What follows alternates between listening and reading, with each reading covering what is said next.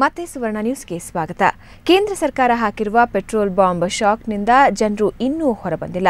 ಅಷ್ಟರಲ್ಲೇ ನಾಗರಿಕರಿಗೆ ಮತ್ತೊಂದು ಬಿಸಿ ತಾಗಿಸಲು ಯುಪಿಎ ಸರ್ಕಾರ ಸದ್ದಿಲ್ಲದೆ ಕಸರತ್ತು ನಡೆಸಿದೆ. ಪೆಟ್ರೋಲ್ ಬೆಲೆ ಏರಿಕೆ ಬಳಿಕ ಡೀಸೆಲ್, ಎಲ್ಪಿಜಿ, ಸೀಮೆಎಣ್ಣೆ ಬೆಲೆಯೂ ಏರಿಕೆ ಮಾಡೋ ಸಾಹಸಕ್ಕೆ ಕೇಂದ್ರ ಸರ್ಕಾರ ಕೈ ಹಿಕ್ಕಿದ್ದು, ಈ ಬಗ್ಗೆ ಇವತ್ತು ನಿರ್ಧಾರ ಪ್ರಕಟವಾಗಲಿದೆ. ಜನಸಾಮಾನ್ಯರಿಗೆ ಕಾದಿದೆ ಮತ್ತೆ ಶಾಕ್. ಡೀಸೆಲ್, ಎಲ್ಪಿಜಿ, ಸೀಮೆ ಎಣ್ಣೆ ಬೆಲೆಯೂ ಏರಿಕೆ.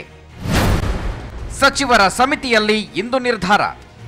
ಹೌದು, ಪೆಟ್ರೋಲ್ ಬೆಲೆ ಏರಿಕೆ ವಿರೋಧಿಸಿ ಇಡೀ ದೇಶವೇ ಬೆಂಕಿ ಕಾರುತ್ತಿದೆ. ಕೇಂದ್ರ ಸರ್ಕಾರದ ವಿರುದ್ಧ ದೇಶದಾದ್ಯಂತ ಪ್ರತಿಭಟನೆಗಳು ನಡೆಯುತ್ತಿವೆ. ಆದರೂ ತಲೆ ಕೆಡಿಸಿಕೊಳ್ಳದ ಕೇಂದ್ರ ಸರ್ಕಾರ ಜನಸಾಮಾನ್ಯರಿಗೆ ಮತ್ತೊಂದು ಶಾಕ್ ನೀಡಲು ಮುಂದಾಗಿದೆ. ಪೆಟ್ರೋಲ್ ದರ ಏರಿಕೆ ಬಳಿಕ ಇದೀಗ ಡೀಸೆಲ್, ಎಲ್ಪಿಜಿ ಹಾಗೂ ಸೀಮೆ ಎಣ್ಣೆ ಬೆಲೆ ಏರಿಕೆ ಮಾಡಲು ಸಿದ್ಧತೆ ಮಾಡಿಕೊಂಡಿದೆ.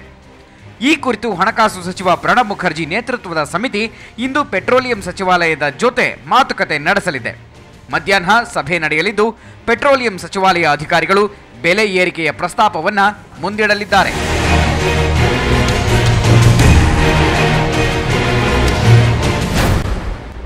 ಉರಿಯುವ ಬೆಂಕಿಗೆ ತುಪ್ಪ. ಪೆಟ್ರೋಲ್ ಬೆಲೆ ಏರಿಸಿದ್ರೂ ತೈಲ ಕಂಪನಿಗಳಿಗೆ ನಷ್ಟದ ಪ್ರಮಾಣ ಕಡಿಮೆಯಾಗಿಲ್ವಂತೆ. ಹೀಗಾಗಿ ಡೀಸೆಲ್, ಎಲ್ಪಿಜಿಗಳ ಬೆಲೆಯಲ್ಲೂ ಹೆಚ್ಚಳ ಮಾಡಲು ಒತ್ತಾಯಿಸುತ್ತಿವೆ.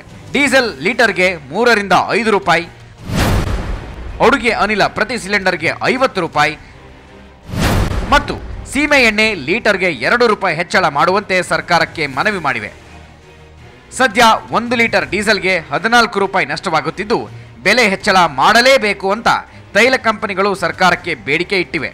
ಈ ನಡುವೆ ಪೆಟ್ರೋಲ್ ಬೆಲೆ ಏರಿಕೆ ವಾಪಸ್ಗೆ ಪ್ರತಿಪಕ್ಷಗಳು ಬೀದಿಗಿಳಿದಿದ್ದು, ಕೇಂದ್ರ ಸರ್ಕಾರ ಮಣಿಯುವ ಸಾಧ್ಯತೆ ಇದೆ.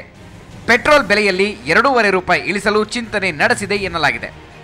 ಇಂಥ ಕಷ್ಟಕರ ಸನ್ನಿವೇಶದಲ್ಲಿ ಡೀಸೆಲ್, ಎಲ್ಪಿಜಿ ಬೆಲೆ ಹೆಚ್ಚಳಕ್ಕೆ ಕೈ ಹಾಕುತ್ತಾ ಅನ್ನೋದು ಇಂದು ತಿಳಿಯಲಿದೆ.